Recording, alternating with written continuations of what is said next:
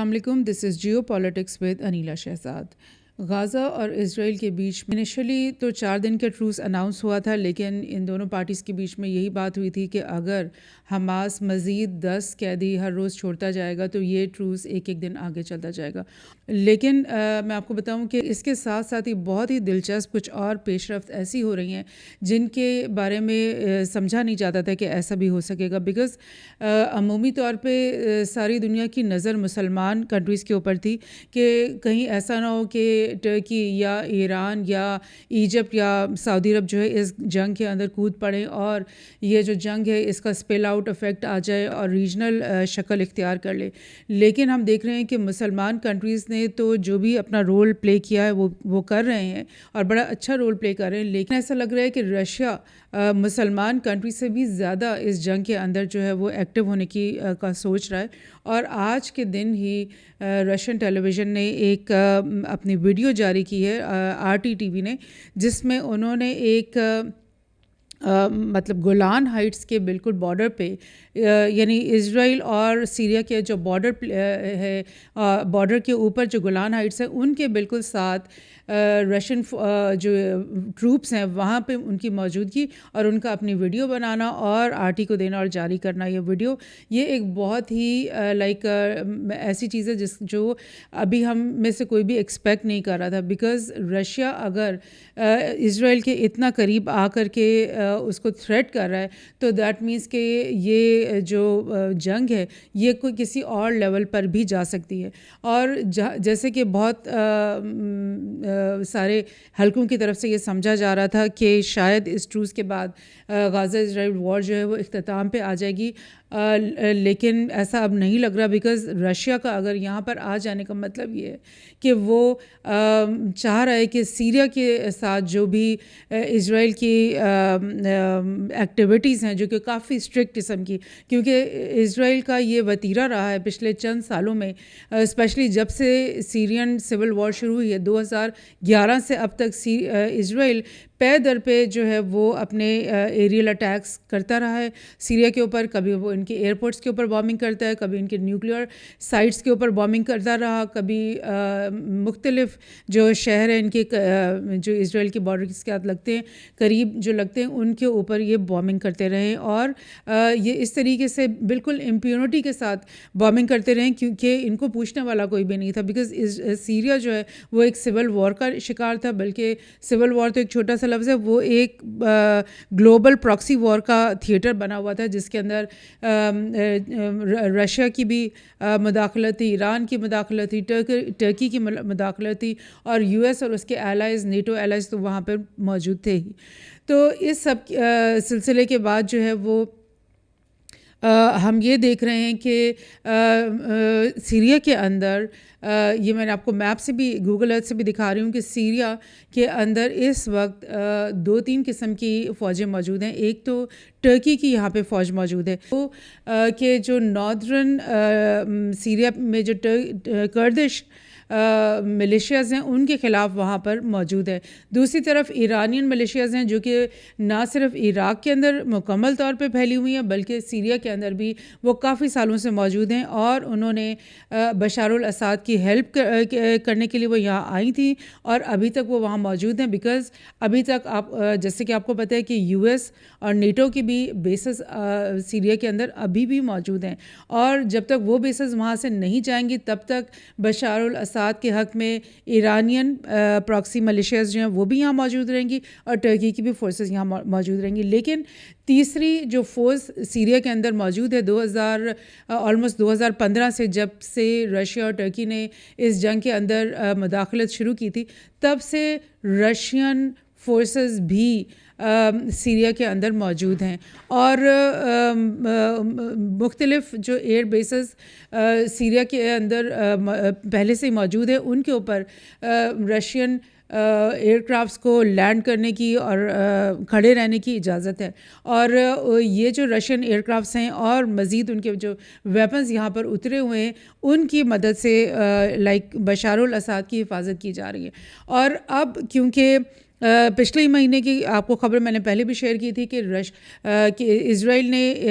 Damascus और अलीपो दोनों जो है वो एयरपोर्ट्स के ऊपर हमला किया था। मैं आपके साथ शेयर करती हूँ कि ये लास्ट मंथ इन्होंने दमस्कस और अलीपो के एयरपोर्ट्स के ऊपर हमला किया और उनको बिल्कुल तबाह और बर्बाद कर दिया। और अब बड़े दिनों के बाद इन्होंने अपने इस एयरपोर्ट को, दमस्कस एयरपोर्ट को सर्विसेबल बनाया था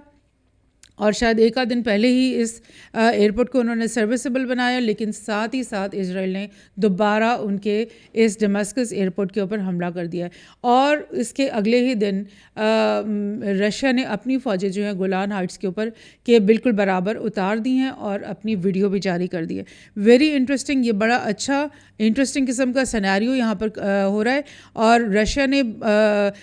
कंडेम भी किया है। रशिया ने बोला है कि ये जो इजराइल के अटैक हैं दमस्कस एयरपोर्ट के ऊपर, ये बहुत प्रोवोकेटिव हैं, यानी ये जंग को दावत देने के बराबर हैं। और इजराइल को बिल्कुल कोई हक नहीं पहुंचता कि वो एक इंडिपेंडेंट सॉवरेन कंट्री के ऊपर बग़ैर किसी वजह के, बग़ैर किसी ऐलान के जो है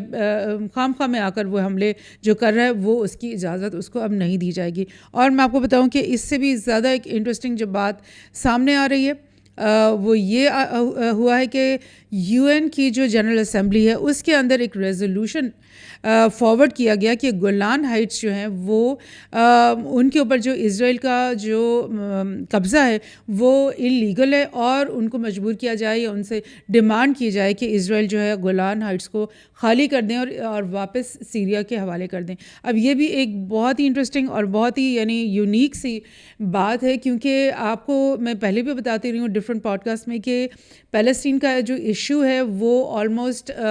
70 ईयर्स पुराना है और यूएन ने कभी भी कोई खातिर ख्वाह किस्म का इक़दाम नहीं किया